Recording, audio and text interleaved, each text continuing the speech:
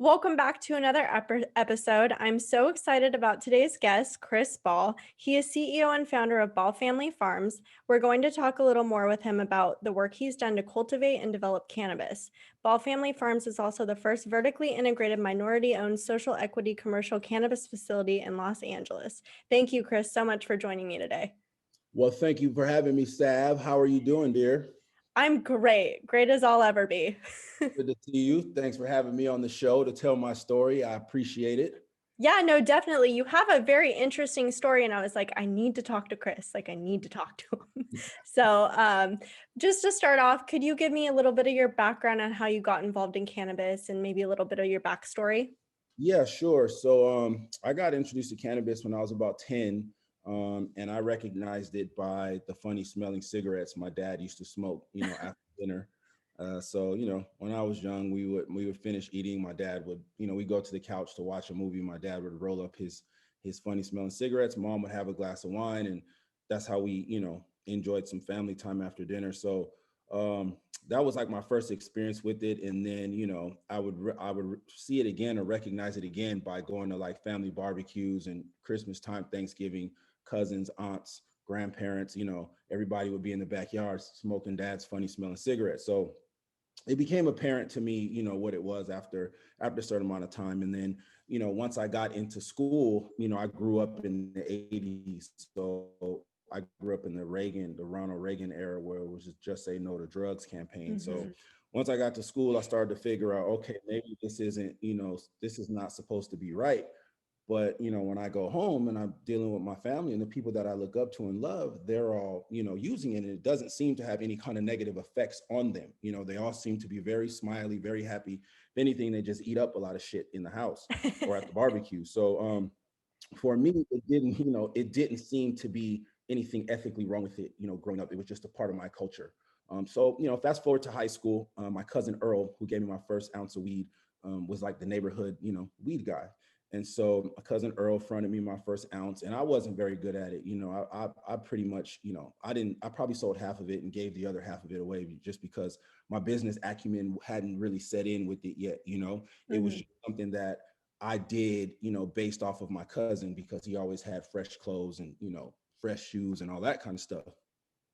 So I put it down and didn't really mess around with it anymore. Once I graduated high school and I moved out on my own, I needed to put myself through junior college. And so this is when I kind of picked it up again. I called my cousin Earl back and I was like, yo, I need another ounce of weed. You know what I mean? Because now I have to put gas in my car. I have to pay my school tuition, buy my books and what have you. So here's when it really, I took it a little bit more serious. And this is when, my business, my traditional market business experience began. This was like the real jump off for it. So this is how I did it for the next 2 years, put myself through junior college until I got my football scholarship to Berkeley. So once I got my football scholarship, I didn't feel like I needed it anymore. I was on a full athletic scholarship. I was getting a scholarship check. My dreams were to go play pro football, become a professional football player, make millions of dollars, live happily ever after. Well, that didn't happen. Okay. Oh, Um, so I went through school, got through school, graduated, got to, I went in a training camp with the 49ers, but got released, went over to NFL Europe, played a year over there, and then found myself in the CFL in Canada, in Vancouver, British Columbia. wow. And so in Canada is really where I got hit by the cultivation bug. This is where I saw cannabis for the first time go from seed to sale, and I got to experience it the whole way through, from, cloning to veg to bloom to harvest to money. At that point, I decided to, use my Canadian credentials to start trafficking weed back and forth from Canada to Los Angeles. And this is where I really started to make really, really good money and really started to understand the traditional market and how much money was in it. I did that for a few years, about 3 years, and I got so big that that's when I attracted the attention of the federal government and caught my case. Got federally indicted in 2010. I got caught with 2,000 pounds of weed in Oh 2010. man, Yeah. quite a So bit. yeah, just a smidge, right? So I signed a 3-year deal, paid my debt to society, came out of jail, rehabilitated myself, kept my nose clean for the next 3 years, 4 years actually. And then in 2014, when I got off of probation, I came back and bought my first 14 light grow. And the rest is history from there. I kind of burnt up plants for the first year. I wasn't very good. Caught on a year after that in 2015, made a name for myself in the Prop 64, dispensary era for 3 years until I got introduced to social equity in 2018. And that's when Ball Family Farms was born. Ball Family Farms is amazing. I seriously, when you gave us those samples that one time, I was like, oh my God, this is the best thing I've ever had. How have I not had this before? But in my defense, I just got to LA. So it's not something predominantly up in Northern California, which I hope that changes very soon. But it's definitely very special. So you kind of talk about Ball Family Farms, obviously. The family aspect of the business is very interesting and not necessarily a norm in the industry. Can you elaborate more on kind of what that's like? Sure. I love it. And my middle brother, Charles Ball, he's the CFO of my company. Okay. My cousin, Michael Ball, he's my facilities manager over at the company. My sister, Nicole, she works in operations. So, and then I have an adopted brother, like his name is Kelton. He's one of my distro guys. So the family aspect of it for me is basically a dream come true. Like you said, it's not the norm. So I wanted to put together something that I wanted to put together a company that I could employ my family and kind of teach them what I knew in the space. And with the cannabis industry being on the horizon and being $1 billion industry, or so they say, in the future, I felt like, why not bring my family in and teach my family members how to sustain in this business and how to help me be successful, because who else can you trust? Coming from Totally. a traditional market background, I've been robbed, I've had friends turn on me. I've had everything that could possibly happen to you in the traditional market happen to me. So the first thing I wanted to do was, I was like, I need to get somebody in charge here that can take care of the money and that can protect me, from certain things. And Mhm. that was my little brother, because I knew in the back of my mind, I could just go off and do what I needed to do and build the brand, and do the growing, and he would take care of the expenses and take care of the money, and I wouldn't have to look over my shoulder. My little cousin at the time, had just finished in college. He was kind of trying to find himself and what he wanted to do in life. And so I called him up. He was actually with his brother over in Chicago running a gym with him. And he just wasn't happy. So he came back home. And I think maybe 2 weeks after he got home, I asked him, I said, hey, man, you want to come into this space? You want to come work for Ball Family Farms? He's like, well, I don't really know anything about cannabis. I said, great, you don't need to. I'm going to teach you everything that you need to know. Mhm. Because I also didn't want to bring someone in with bad habits and have to Totally. relearn my good habits and dislike bad habits, right?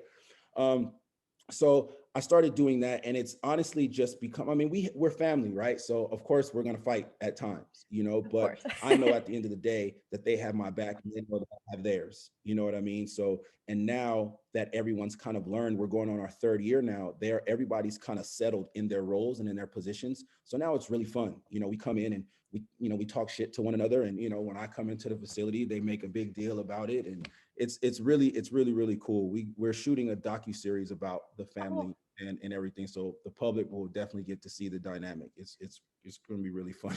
I'm so excited to see that. I mean, from start to finish, I feel like in this conversation, a lot of your family's been involved, which I think is so cool because it is out of the norm, really.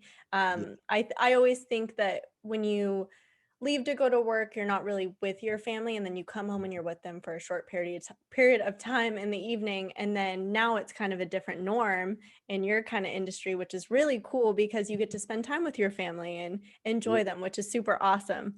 Yep. I'm really excited to watch that series, by It's the way. It's gonna going be to be fun. Yeah. awesome. I'm sure it was a lot of fun to film it too. We're still shooting stuff. So Oh, okay. yeah, Work we're in still progress. collecting content. So we were collecting some content today. So this shit's funny. I'm gonna spend a lot of time in the editing room, but it's funny. Yeah. That bloopers are always like the best though, you Oh, but know? we'll definitely have one of those. We'll definitely have an outtake so you guys can really see the kind of shit we be talking to each I can't wait. Your family sounds like so much fun. Just other. everything you've said. I'm like, oh, this family's so cool. They're right. They're right. You're gonna love them. What are some of the skills you had to learn starting up your business in the cannabis industry? The main thing that I had to learn starting my business is MEPs, mechanical, electric, and plumbing, licensing, permitting. These things, you didn't learn in the traditional market, right? Yeah. So when bought my first grow, I didn't have to go down to the city and get a permit. I didn't have to deal with an architect. I didn't have to have any ADA compliance. None of those things mattered. So you just, you knew your buddy Juan was a contractor, and then my other buddy, Jesse, was an electrician. Then I had an HVAC buddy, that did HVAC. So you just kind of paid them a little something. They came in, they put your grow together, and you were off to the races. Now it's completely different. And especially with the rules and regulations in the cannabis industry, our regulations are more stringent than the food regulations. Mhm. So the city pays very, very close attention, and the state pay very, very close attention of how you build out, your facility, to make sure that your ADA compliance is up to par so that anybody can come work for you.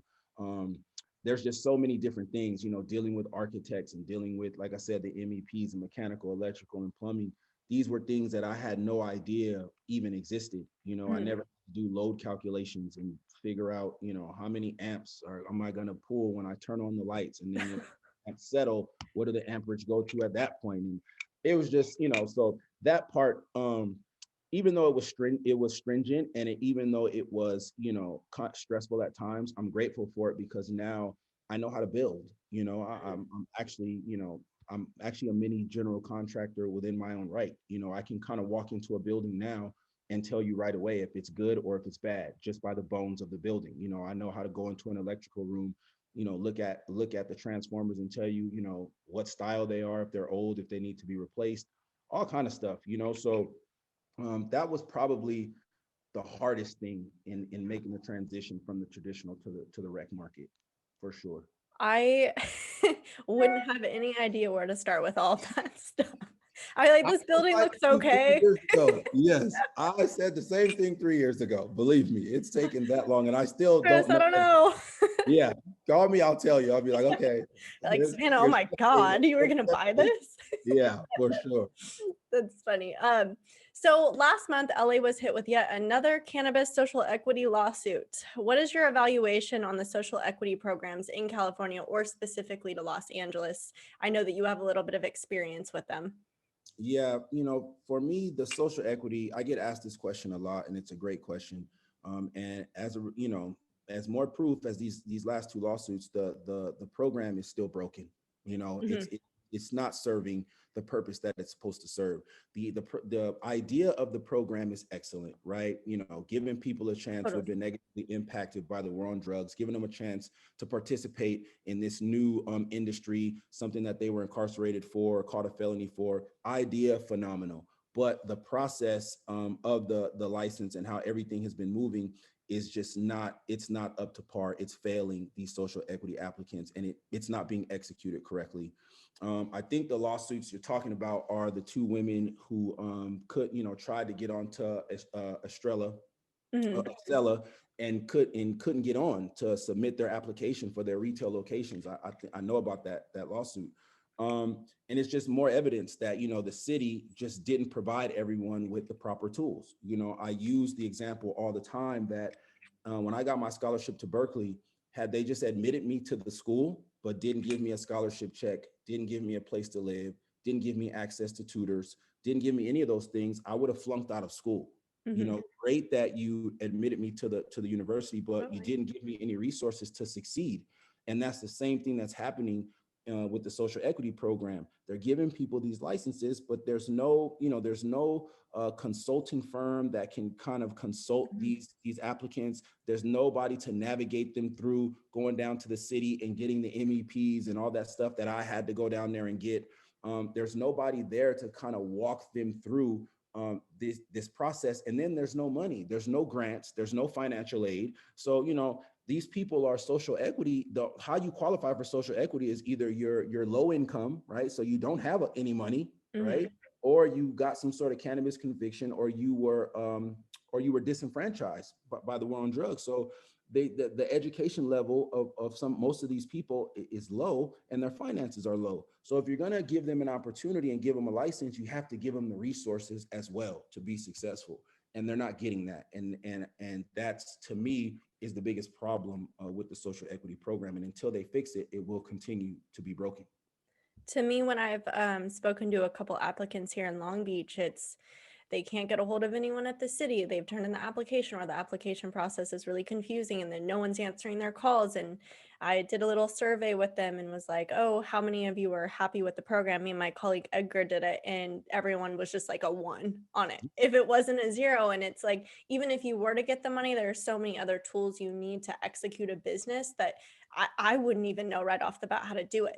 So especially for individuals in the social equity program, cities have all this money that they're granted for. It's like, where's that money going? Because Yeah. applicants aren't getting it. So there's some weird things happening. I feel like that needs to be observed a little bit closer, because all of us are seeing it, but a lot of other people that are, the decision makers aren't. I think they So see it, Sab. I think they see it, and I'm a big conspiracy theorist, so I me think too. they see it. I think they're just not doing anything about it because there's something else happening, behind the curtains. So I think that process was, I think the process for them was something for them to introduce, to say that we introduced it. Oh, and it's your fault that it didn't Yeah. succeed. But I don't think they actually wanted these people to succeed, because I'm a college graduate and I graduated from one of the most prestigious colleges in the country. Mhm. That license, licensing application was Greek to me, Yeah. and I know how to read. I've taken critical thinking English. I've taken my business courses. I understand, but Yeah. it was confusing as shit. So if I didn't hire my chief operating officer, Ebony Anderson, who coincidentally worked for the city before she came along with me, I would have Oh, never well. gotten through that process. She's Yeah. the one that navigated me through it and told me what everything mean and told me what people to call, and we did it together. So I can only imagine what some of these other people who don't have higher learning are going through. They have no chance. Totally. It almost seems like when I read through the applications, it's almost set up for failure. It It's is. meant to be set up for failure. And it's really disheartening, because all of these people just want to make a difference. They want to start their businesses, and they're turning to the city and the government to help them, and no one's really doing anything about it. And it's so sad, because it's like, where is this money going? So, It's like I said, it's just, where is this money going? So, what is some advice you have for someone going through the equity process right now?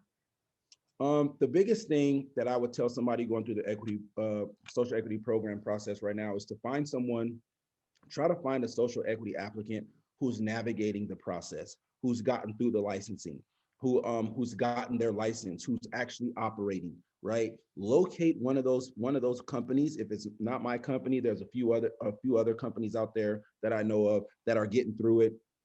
Try to contact one of those people and ask one of those people to mentor you, or at least Mhm.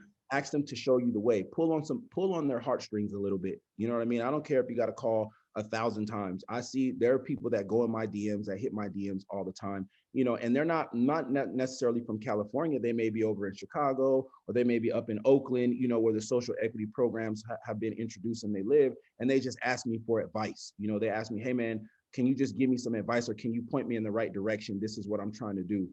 That would be the first thing that I would do, because you got to get with someone who actually has some experience with the program and kind of know how it works. If you try to do it on your own, then you need to go find you somebody that works for the city, and good luck with that. I don't even know how I did it. I got lucky.